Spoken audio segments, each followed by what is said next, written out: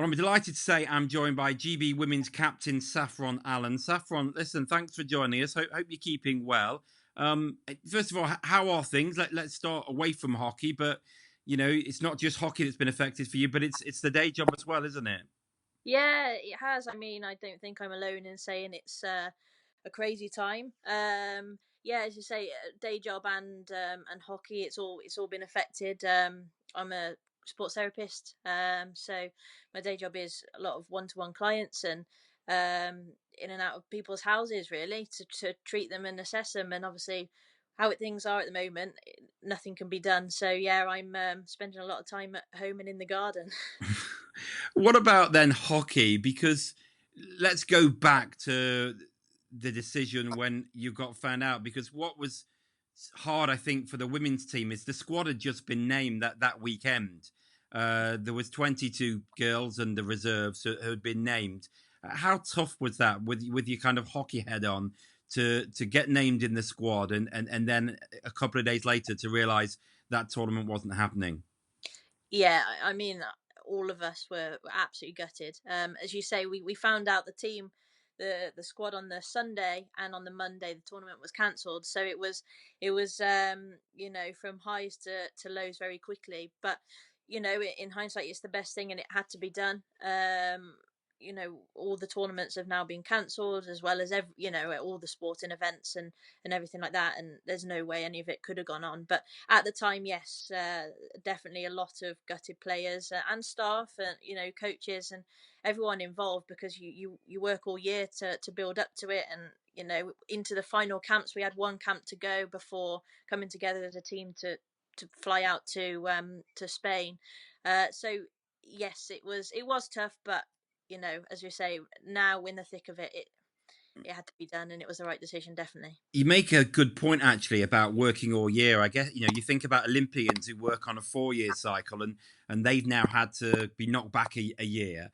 What about in terms again of a kind of the thought process you've kind of built for a moment that was meant to be happening around about now? How do you mentally now prepare for something that's now going to be another year away potentially, or sooner, because we have the Olympic qualifiers, but we're not yet knowing what's happening. That will come out, I guess, soon. So how do you go about like mentally and preparing as an athlete for something you don't exactly know the time scale? Yeah, it's difficult, as you say. We don't actually know what is coming up and when it's coming up. So I think we're all just kind of sitting tight, firstly, for this to pass, or at least slow down and kind of be controlled, and then to find out what is our next event and schedule, and work towards that and rebuild as a team and come together. And yeah, it's difficult because, as I say, you reach traveling time and you're all kind of ready to go, and that's pulled from you at late notice. But yeah, we've got to wait and see where we go in, and when that is, and then regroup from there. How are you finding ways to keep fit? Because obviously, hockey could, well, the lockdown could end at any time, and you could get back training. I guess. I mean, are you finding ways to keep fit at the moment? Yeah, it's a bit different not having any ice time at all. I know it's limited anyway, but no ice time at all is different, definitely different. But the good weather is helping, and there's plenty of us in the gardens and bicycles. You can still go for your daily exercise and things like that. So it's just optimizing that, really. And as you say, when we get the okay to go out, is maximizing that, really, and getting back into it. I saw some shot of people getting roller skates out because I guess that's the only way you can come close. You've not decided to go down that angle yet. I have got a pair of rollerblades, so yeah, they're coming close. I've stayed off them for now, but mainly because I can't stop. Yeah, too used to ice. But yeah, they may well come out. Yeah. Before we finish, just want to do some memories with you. You made your GB debut in the 2010-11 season in France. Um, I look at the record. You scored 2 goals actually that tournament, and finished as GB's leading goal scorer. What do you remember about the tournament? I mean, it was amazing. Not only was it my first GB tournament at all, because I played seniors before I did under 18s, just because of how tournaments timing worked out. But Oh, amazing! As I say, to play teams such as France, Czech Republic, Italy, all good teams, and it was a fantastic tournament. The atmosphere, the team that I was in, amazing. Yeah. So, and then as you say, to my first goal was against France. So that for me is a big moment and one that will stay with me. And yeah, great tournament, and as you say, start of thankfully a fair few years. So yeah. Is there a way to describe? I mean, putting on the GB shirt's one thing, but actually scoring a goal for your country, is there a way you can sum that up? The emotion. Uh, Not really.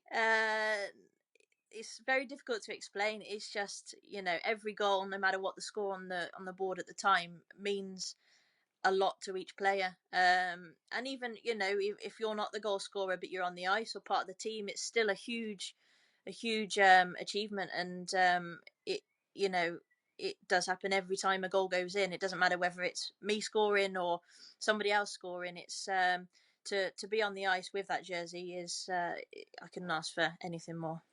Now, you've not had it all plain sailing by any means in your career. Obviously, the one I guess that's kind of the most well known is China, November 2012, where you took a very bad injury, two slip discs, I think it was, and you stayed behind in China because I think it was the second game, was it that it happened, and then you stayed behind. I mean, I'm just conscious to see, how you came back from that, and it's well known you did, and a remarkable story about it. But what are your memories looking back? What, nearly 10 years now, 9 years ago? Yeah, I mean, it was obviously a massive part of my life and career and hockey career. Everything. I still have to maintain everything towards my back now. It's very easy to kind of lay off the rehab and the fitness side, and I would struggle a lot with it. Um, but yeah, I mean, I think it made me come back better. Not hockey wise necessarily, but mentally and as an all round person really as well. It puts things into perspective, and it made me appreciate a lot more than what I was appreciating. And yeah, as I say, career wise, that's what drove me into sports therapy in the first place. So it definitely had a massive impact on my life, no doubt. But yeah, as I say, I got back, and the only way is forward. And yeah, so I, hoping to stay in the team for as long as I can, and enjoy every moment. Just one more question on that. I know journalistically it can be quite dramatic when describing things, but at one point, did you think you might not get the game again? Definitely, yeah. I mean, to start with, they were saying that I definitely wouldn't be playing. Definitely, no hockey. That wasn't in the question. And potentially walking at some stages were, queried. So, yes, definitely. I think it was put into my head quite strongly, but I I didn't want to believe it from the start. So, from that moment, it almost motivated me more to do everything that I could to get back and prove everybody wrong, really. And thankfully, everything worked in my favour, and I was able to. You've been a stalwart now of the GB team for a number of years, and we'll just touch on a few years. I mean, you've come so close to gold medals. You've got a number of silvers and a number of bronze. One special one, I guess, was the first Dumfries, 2015. You came very close. I think it was just you scored goals for fun as a team that tournament, if I remember. Just the final game against Kazakhstan, I think, was just a 2-0 loss. But before then, you were just the best team in the tournament. I just want to get your thoughts on maybe that tournament. What was it like to play on home ice, where I guess the support was in larger number than perhaps when you've been abroad. Yeah, the first Dumfries. I mean, every tournament is amazing, but that Dumfries one was definitely special. As you say, we up until that last game, we were absolutely flying as a team. As you say, popping goals in every line, left, right, and centre. It was great. The team cohesion was amazing. Um, but yeah, I feel like that tournament, unfortunately, I kind of we beat Poland on the Saturday. I think it was the day before the final game, and everyone, that was it. It was down to the last game, and I think we got to that last game, and Kazakhstan were a very big and physical team, and we almost ran out of steam. And they, as you say, they got 2 goals past us, and we didn't have enough to come back. And it was a shame, as you say. The last game in Slovenia bled again. That last game, or very close to. Obviously, we ended up in a 3-way triangle Well, yeah, that year. that was different. And just looking Yeah, at the records now, see yeah, if you can remember, you won your first game 19-1 against Croatia. that's You it. also recorded 6-0, 7-0, and 2-1 wins, but the defeat to Korea 1-0 in the second game was the difference, and you Yeah, basically lost out on goal difference only in that yeah. situation. That maybe was probably, I guess, one of the hardest to take. Definitely, and it actually came down that the way the gold and silver and bronze medals were worked out was it was a goal that was a goal difference in the game that wasn't actually our game. So it was the game between Korea and I think it was Poland, was You're it? right.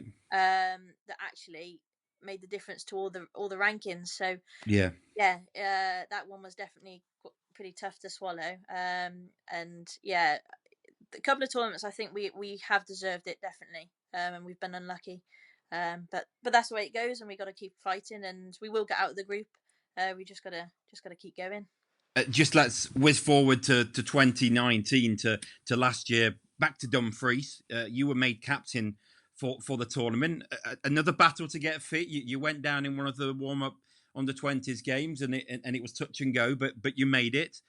Just talk us through sort of that battle to get fit, and b the honour of being captain again on home ice. Yeah, so I unfortunately, as you say, took a bit of an accident in February, the start of February last year, and broke my ankle. So yes, it was touch and go. Luckily, I had a very good consultant who knows me and knows ice hockey, and said, "No, we'll get you there. It may need work on afterwards, but we'll get you there." And we worked. It did work. So yeah, that was definitely close. We had 8 weeks, I think it was, from the day it happened to It the was almost first. David Beckham World Cup esque, wasn't it? But again, you stick to your rehab, you stay fit, um, as best you can. Mike was brilliant with providing me, strength and conditioning I could do on the one leg, on the, still doing cardio and core and everything else, that so that when the tournament came, I wasn't completely out of shape and hadn't done anything for 8 weeks.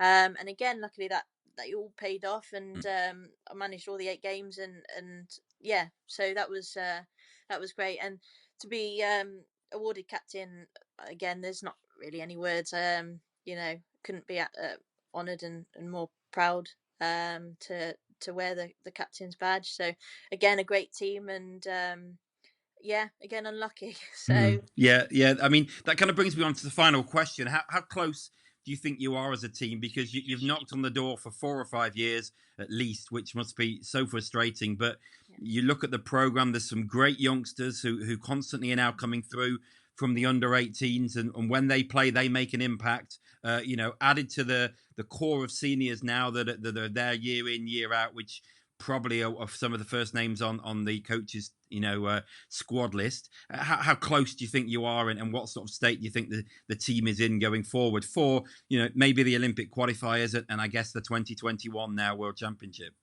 we are, as you say, we are, as close as it can get. Really, I think as you say, I think we've deserved this for a few years already. So it's just finding what that extra step is and stride is, to get us over the line to get that gold medal.